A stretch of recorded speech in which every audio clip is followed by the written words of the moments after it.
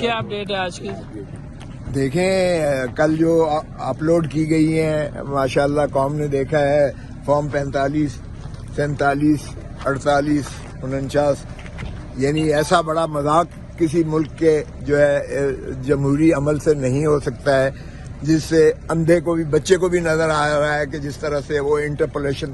جس طرح سے اس میں جو ہے تغیر و تبدل کیا گیا ہے، جس طرح سے کسی کے ووٹ بڑھائے گئے ہیں اور کسی کے ووٹ کم کیے گئے ہیں۔ اب تو ان کی اپنی آفیشیل ویب سائٹ پہ آ گیا ہے، اس کے بعد بھی کوئی گنجائش رہ جاتی ہے کہ ایسے ایوان کو پوتر سمجھا جائے جنہوں نے اس ملک کے جو ہے 5 سال کا اگلا تقریر کو لکھنا ہے یا بنانا ہے۔ ہمارا تو پہلے دن سے ہی یہی تھا کہ یہ جو ہے 8 فروری کا جو فارم 45 تھا اس کے مطابق ایک دھڑا جیتا ہوا تھا، ہماری پارٹی کو سیدھے 180 جو ہے نشستیں ملی تھیں، اور اگر آپ یہ اس پر جو ہے مخصوص نشستیں گنتے ہو تو 235 بن جاتی ہیں، جو 2/3 بنتی ہے قومی اسمبلی میں۔ اور اس لیے ہمارا تو بڑا واضح موقف تھا کہ یہ اس دن اگلا 9 فروری کا جو فارم 47 ہے، یہ اس کے کمالات ہیں کہ آج ماشاءاللہ جو وزیر اعظم بنے ہیں، جو ہارے ہوئے تھے، جو ان کے بڑے بھائی صاحب جو ہے نواز شریف صاحب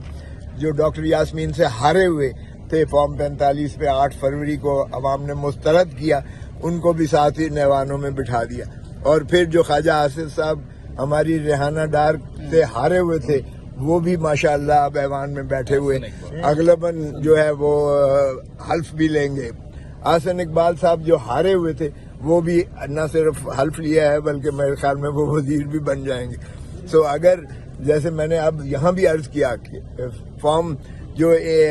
ہمارا ساہیوال کا جو NA-97 تھا 141 NA-141 ساہیوال کی آج لگا ہوا تھا، اس میں بھی 1335 کو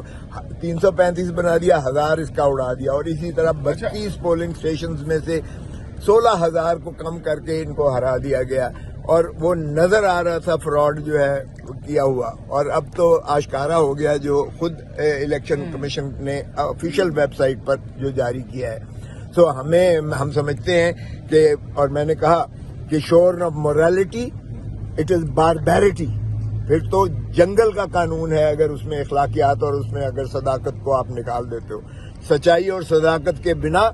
حکومت یا یہ ایوان یہ فراڈ ہوگا، پھر یہ عوام کے حقوق پر ڈاکہ ہوگا، یہ عوام کے مینڈیٹ پر ڈاکہ ہوگا۔ پہلے تو دھن دولت چرا کے جایا کرتے تھے شریف برادران لندن میں، اب یہ انہوں نے مینڈیٹ بھی لوگوں کا چرایا ہے۔ تو اس لیے میں سمجھتا ہوں کہ یہ جو ہے ہمارے مینڈیٹ کو پہلے ریسٹور کریں، اگر ان ایوانوں میں یہ چاہتے ہیں کہ یہ چلے اور جمہوریت کا پہیہ آگے چلے، اور حکومت کا کوئی جواز نہیں ہے جو شہباز شریف ہارے ہوئے ہیں ان کو وزیر اعظم بنا۔ صاحب اب تو حکومت بھی بن گئی ہے، وزیر اعظم بھی بن